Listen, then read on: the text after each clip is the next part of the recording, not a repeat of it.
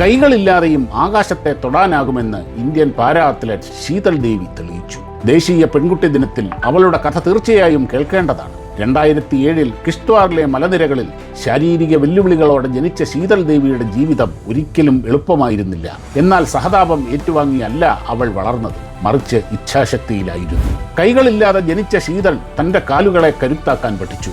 സമൂഹത്തിന്റെ പ്രതീക്ഷകൾക്കനുസരിച്ച് മാറാൻ അവൾ കാത്തുനിന്നില്ല. പകരം അവൾ സ്വന്തം പരിധികളെ ഭേദിച്ചു.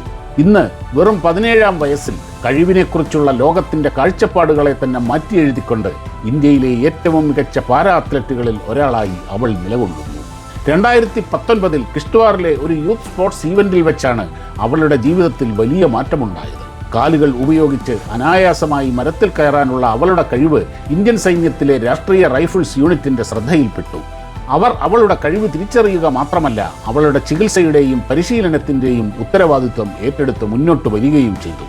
ആദ്യം കൃത്രിമ കൈകളെക്കുറിച്ച് പരിശീലകർ ആലോചിച്ചിരുന്നെങ്കിലും സ്വന്തം ശരീരത്തെ ആശ്രയിക്കുമ്പോഴാണ് ശീതൾ ഏറ്റവും ശക്തയെന്ന് വൈകാതെ അവർക്ക് മനസ്സിലായി. മരത്തിൽ കയറാൻ ഉപയോഗിച്ച അതേ നൈപുണ്യം അവളുടെ യാത്രയുടെ അടിത്തറയായി മാറി.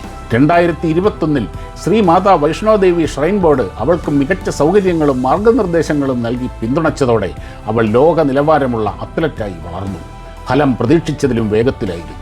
ഔദ്യോഗിക പരിശീലനം ആരംഭിച്ച് വെറും 11 മാസത്തിനുള്ളിൽ 2022 ഏഷ്യൻ പാരാ ഗെയിംസിൽ മത്സരിച്ച ശീതൾ ഇന്ത്യയ്ക്കായി 2 സ്വർണ്ണ മെഡലുകൾ നേടി. 2023 വേൾഡ് പാരാ ആർച്ചറി ചാമ്പ്യൻഷിപ്പിൽ സ്വർണം നേടിയ അവൾ ഹാങ്ഷോ ഏഷ്യൻ പാരാ ഗെയിംസിൽ 2 സ്വർണവും 1 വെള്ളിയും സ്വന്തമാക്കി. 2024 പാരാ ആർച്ചറി ലോകകപ്പിലും നിരവധി മെഡലുകൾ നേടി അവൾ രാജ്യത്തിന് അഭിമാനമായി. ഈ ദേശീയ പെൺകുട്ടി ദിനത്തിൽ ശീതൾ ദേവിയുടെ കഥ നമ്മെ ശക്തമായ ഒരു കാര്യം ഓർമ്മിപ്പിക്കുന്നു. ഇന്ത്യയിൽ പെൺകുട്ടികൾ വളരുന്നത് കേവലം ഔദാര്യം കൊണ്ടല്ല. സൈന്യം മുന്നോട്ട് വരികയും സ്ഥാപനങ്ങൾ ഉത്തരവാദിത്വം ഏറ്റെടുക്കുകയും ചെയ്യുമ്പോൾ നമ്മുടെ പെൺമക്കൾ വെറുതെ ജീവിക്കുകയല്ല, മറിച്ച് ചരിത്രം സൃഷ്ടിക്കുകയാണ് ചെയ്യുന്നത്.